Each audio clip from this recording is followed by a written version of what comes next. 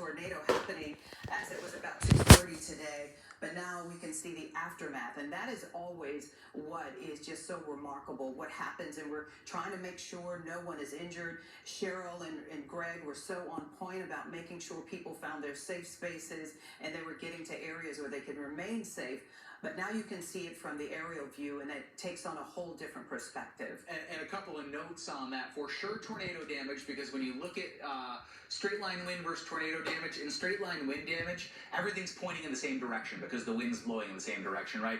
You'll notice there, especially the trees, remarkably so, the trees are in kind of all different directions there, and that is the very nature of the chaotic winds that are inside of a tornado. When you see one tree pointing one direction, another tree pointing another direction. Also the hit or miss aspect with straight line winds, usually get a swath that's cut.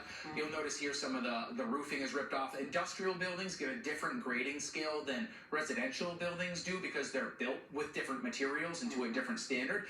And the fact that that is an industrial grade building there, a school building, that'll probably actually up the wind speeds. You see those trees, they're topped there. These are all things that we look at when we're trying to assess the EF scale, and that's probably EF1, maybe even mid-range EF2 tornado scale there as you see the shingles ripped off of the house. And notice here just kind of the wanton nature of how tornadoes do damage. They'll do damage to one house, they'll skip it, they'll skip the next house, they'll do damage to another house too.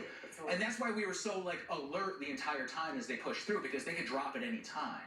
And you really don't know exactly where they're going to hit because you have kind of a scientific viewpoint of where it might be heading in the path.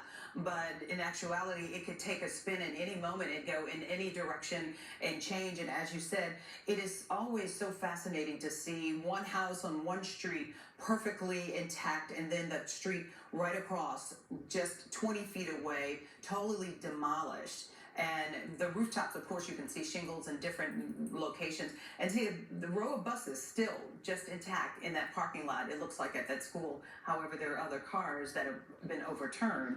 So it's just kind of fascinating.